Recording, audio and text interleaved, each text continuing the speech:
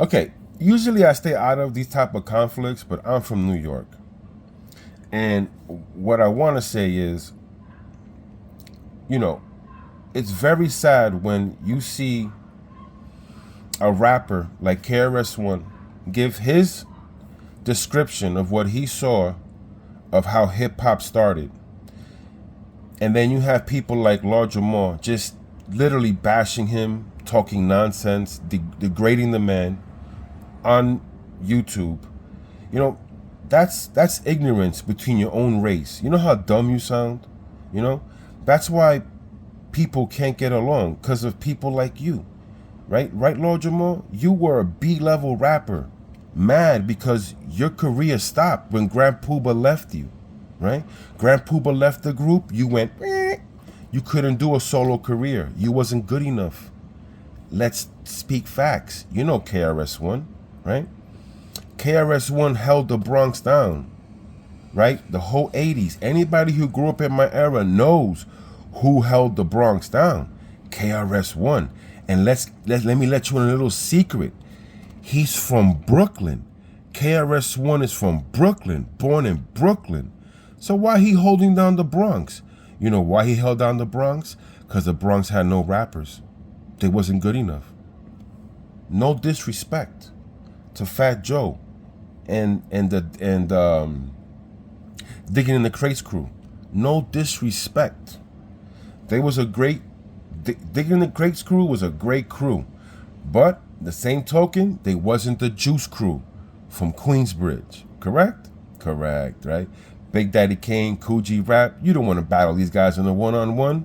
Nobody wants to battle Kane, KRS-One, Kool G Rap in that era. Now, KRS-One held down the Bronx, but he's from Brooklyn, right? So you had a Brooklyn dude hold down the whole borough of Bronx in the 80s because the rappers from the Bronx just wasn't good enough, right? And now you have a person like Lord Jamar dissing KRS-One who held down the Bronx, right?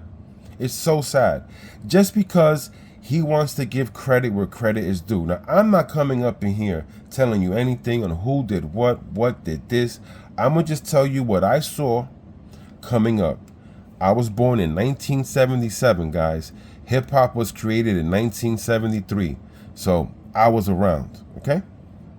Now, as a young little lad, wanting to do breakdancing and all this stuff, you're 4 or 5 years old, you see people doing it, right? So I'm 4 years old, 5 years old. This is 1981, right?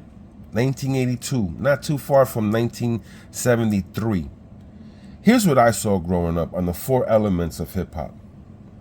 Let's speak about breakdancing. Now, breakdancing, to me, everybody was doing it, yes. You know, Puerto Ricans, white people, black people. But let's speak about percentages. The percentage of black people breakdancing must have been like 20%, white people 10%, and the 70% was Latinos. And in that word Latinos, majority was Puerto Rican. This is what I saw growing up. Let's talk about graffiti writing. Now, honestly, when I was coming up, when I was a young lad on my block, and I see all the older kids graffitiing, it must have been like 5% black people, let's give 10% the most, who were doing actual graffiti work. Because back then, they used to have black books. And you know who was really doing graffitiing, guys? White guys and Puerto Ricans, or Spanish. But mainly Puerto Ricans, right? Okay. So breakdancing and graffiti, as you can see from what I saw, black people wasn't dominating those fields. And those are the elements of hip hop, correct? Okay. Now, when it came to DJing, yes, black people and Latinos was about even. I would say, let's say 45% black, 45% Spanish, and 10% of white and whoever else was a DJ. Okay? And when I say Latino with DJing, I mean all Latinos, not just Puerto Ricans. Okay? In that part, a lot of Latinos. Okay, guys? A lot. And I'll prove it to you what I'm trying to say. If you come to New York, who dominates the airwaves? What group of people dominate the airwaves? What DJs? Latino. So hip hop started here. So how come they're not a bunch of black DJs on all the radio shows? They're not.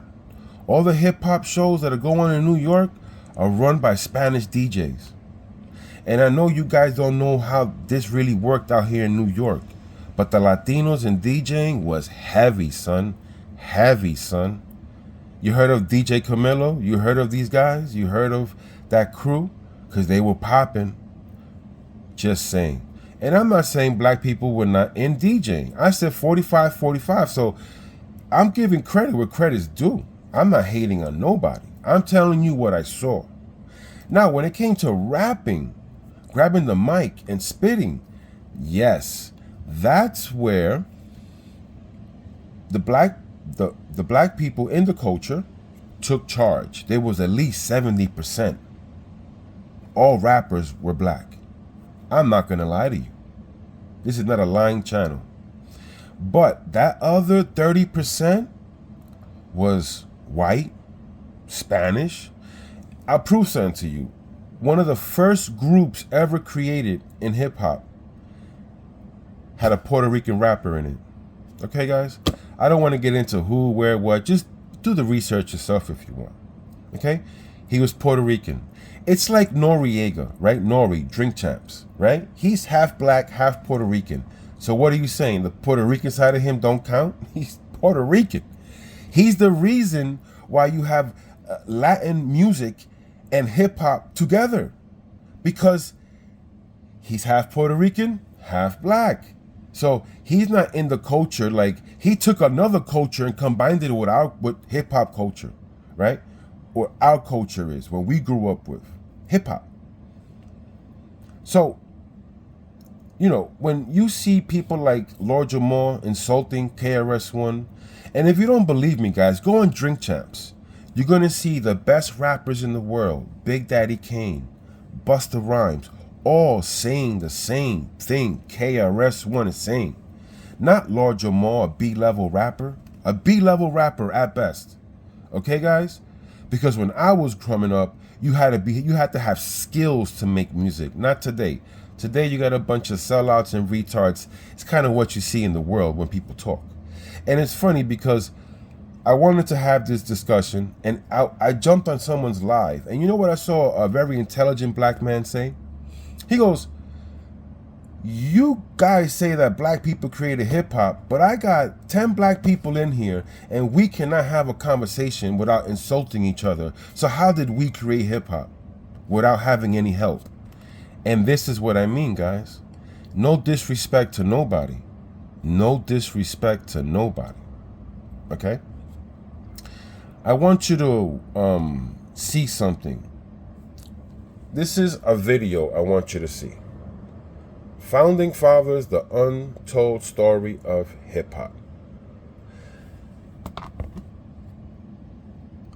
I'm going to have that as my front cover, okay? Please watch that.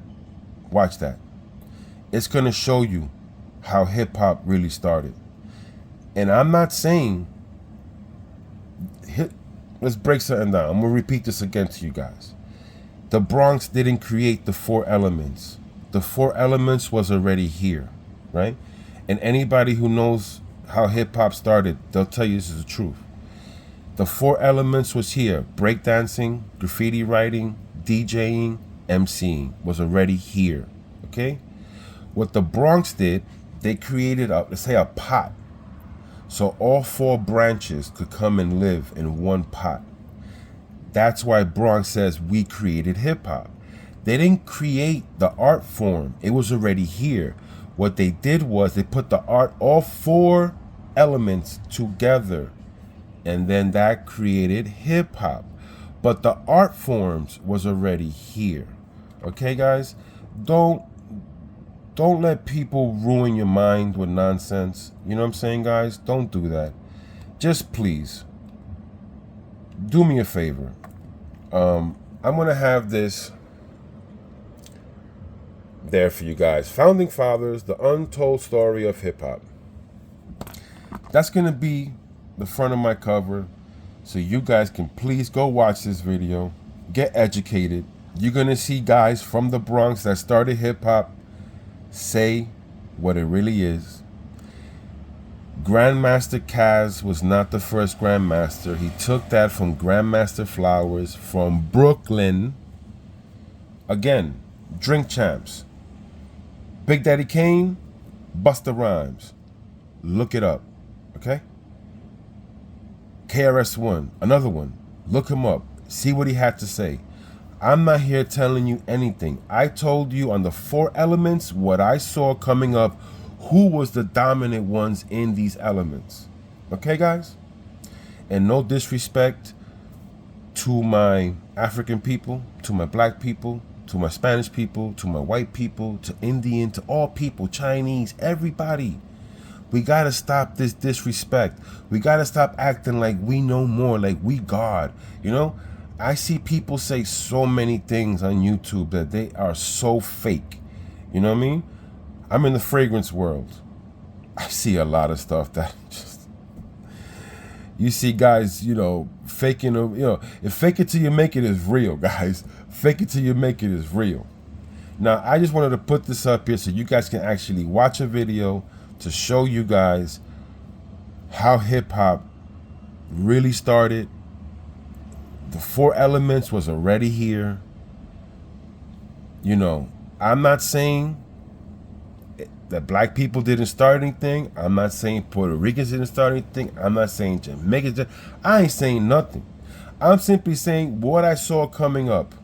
And now you can see a video on people who have facts, have the paperwork to prove what they were doing, the paperwork that shows there was another Grandmaster way before the Grandmaster in the Bronx. Okay, they have all the proof in that video. And I want you guys to watch this video. Please, open your mind.